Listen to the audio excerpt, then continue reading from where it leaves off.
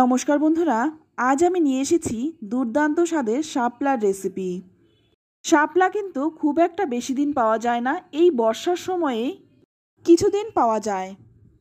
অনেকেই আছেন শাপলাটা খেতে ভীষণই পছন্দ করে, আবার অনেকেই আছেন শাপলাটা একদমই পছন্দ করে না।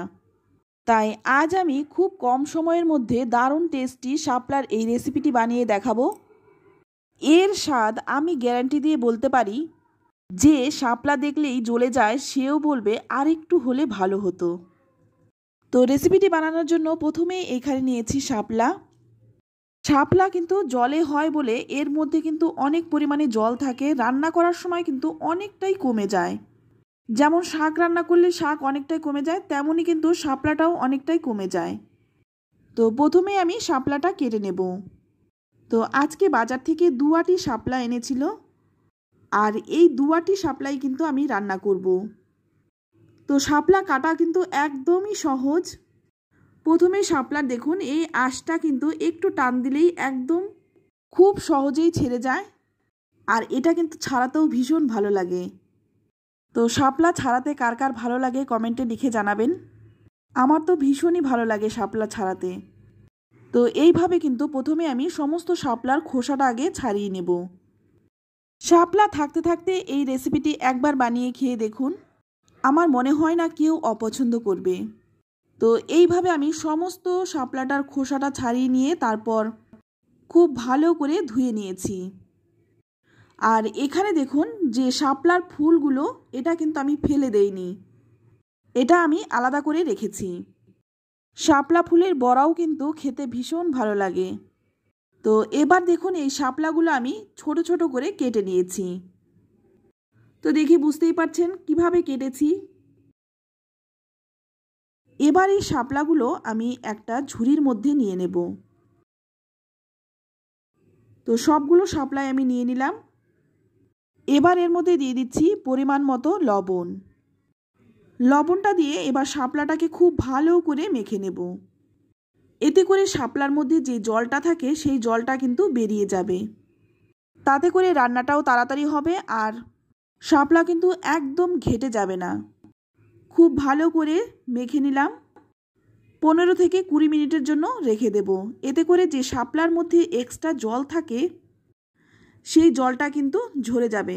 তো দেখুন এই রকমভাবে জল কিন্তু ঝরে যাবে। তো শাপলার জলটা ঝরতে থাক, এদিকে আমি একটা মশলা বানিয়ে নেব। এর জন্য এখানে নিয়েছি 1 চামচ সাদা সর্ষে আর 1 চামচ কালো সর্ষে, সঙ্গে নিয়ে নিচ্ছি 4টে কাঁচা লঙ্কা। ঝালটা নিজেদের স্বাদ অনুযায়ী দেবেন। আর নিয়ে নিচ্ছি 1 চামচ গোটা জিরে। এবার এই সমস্ত কিছু আমি শিলে বেটে নেব। আপনারা চাইলে কিন্তু এই মশলাটা মিক্সিতেও বেটে নিতে পারেন। তো আমি এখানে শিলে বেটে নিচ্ছি। তো দেখুন একদম মিহি করে মশলাটা বেটেছি।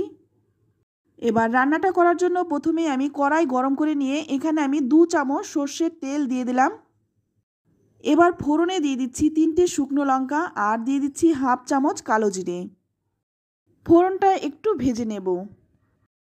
ফোড়নটা ভাজা হয়ে গেলেই এর মধ্যে দিয়ে দিচ্ছি একটা মিডিয়াম সাইজের কুচনো পেঁয়াজ। যারা নিরামিষ খেতে পছন্দ করেন তারা কিন্তু পেঁয়াজটা বাদ দিয়ে দেবেন। এবার পেঁয়াজটাকে একটু ভেজে নেব। 4-5 মিনিট সময় নিয়ে পেঁয়াজটা ভেজে নিলাম। তো পেঁয়াজটা যখন হালকা লাল রং ধরে যাবে এবার এর মধ্যে দিয়ে দিলাম বেটে রাখা মশলাটা।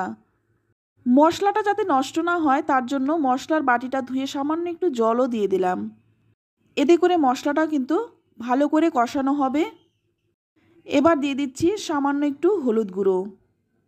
হলুদ গুঁড়োটা দিয়ে মশলার সাথে ভালো করে মিশিয়ে নেব। মশলাটা যাতে ভালো করে কষানো হয় তাই আর একটু জল দিয়ে দিলাম। এতে করে কিন্তু মশলাটা ভালো করে কষানো যাবে। 2-3 মিনিট সময় নিয়ে ভালো করে মশলাটা কষিয়ে নিয়েছি। এবারে যে শাপলাটার মধ্যে আমি নুন মেখে রেখেছিলাম, তো দেখুন শাপলার মধ্যে কিন্তু এখনও অনেকটাই জল রয়েছে। তো যতটা সম্ভব জলটাকে চিপে ফেলে দেব। এতে করে কিন্তু রান্নাটাও তাড়াতাড়ি হয়ে যায়। তো দেখুন অনেকটাই কিন্তু জল বেরিয়েছে। একটু ঝাঁকিয়ে নেব, এতে করে জলটা অনেকটাই ঝরে যাবে। এবার এই মশলার মধ্যে শাপলাটা দিয়ে দিচ্ছি। তারপর ভালো করে মশলার সাথে মিশিয়ে নেব। এইভাবে রান্না করলে শাপলা কিন্তু একদম ঘেটে যাবে না, আর রান্নাটাও কিন্তু তাড়াতাড়ি হয়ে যাবে। তো ভালো করে নেড়েচেড়ে মিশিয়ে নিয়ে তারপর একটা ঢাকা দিয়ে 10 মিনিট রেখে দেব। তো 10 মিনিট পর দেখুন শাপলাটা কিন্তু সেদ্ধ হয়ে গেছে আর একদম কিন্তু ঘেটে যায়নি। এবার এর মধ্যে দিয়ে দিচ্ছি হাফ চামচ চিনি। চিনিটা দিলে কিন্তু স্বাদটা ব্যালেন্স হয়, তবে যারা রান্নায় চিনি পছন্দ করেন না তারা দেবেন না। চিনিটা দিয়ে ভালো করে নেড়েচেড়ে মিশিয়ে নিয়েছি। আমার এখানে সামান্য একটু লবণ কম মনে হচ্ছে, তাই সামান্য একটু লবণ দিয়ে দিলাম। তবে লবণটা কিন্তু অবশ্যই আপনারা দেখে তবেই দেবেন। লবণটা দিয়ে ভালো করে নেড়েচেড়ে মিশিয়ে নিয়েছি আর রান্নাটা কিন্তু হয়েই গেছে। এবার নামানোর আগে দিয়ে দিচ্ছি 1 চামচ কাঁচা সর্ষের তেল। তারপর ভালো করে নেড়েচেড়ে মিশিয়ে নিয়ে নামিয়ে নেব। রান্নাটা যেমন সহজ তেমনি কিন্তু মজার, খেতে ভীষণ ভালো হয় আর খুবই কম সময়ে দুর্দান্ত একটি রেসিপি। হাতে কম সময় থাকলে এই রেসিপিটি খুব তাড়াতাড়ি বানিয়ে নিতে পারেন। এটা খেতেও যেমনি টেস্টি, বানানোও কিন্তু একদমই সহজ। রেসিপি ভালো লাগলে একটা লাইক দেবেন। আর আপনাদের কাছে রিকোয়েস্ট রইল শাপলা থাকতে থাকতে একবার এই রেসিপিটি বানানোর জন্য। তো রান্নাটা কেমন লাগলো অবশ্যই কমেন্টে জানাবেন। ভালো লাগলে লাইক, কমেন্ট, শেয়ার করবেন। আর আপনি যদি আমার চ্যানেলে নতুন বন্ধু হয়ে থাকেন চ্যানেলটা সাবস্ক্রাইব করে নেওয়ার অনুরোধ রইল। আর যারা শাপলা খেতে পছন্দ করেন তাদের সাথে এই রেসিপিটি শেয়ার করুন। আর যারা শাপলা খেতে পছন্দ করে না তাদের সাথে এই রেসিপিটি শেয়ার করুন, তারাও কিন্তু এই রেসিপিটি খেয়ে এর প্রেমে পড়ে যাবে।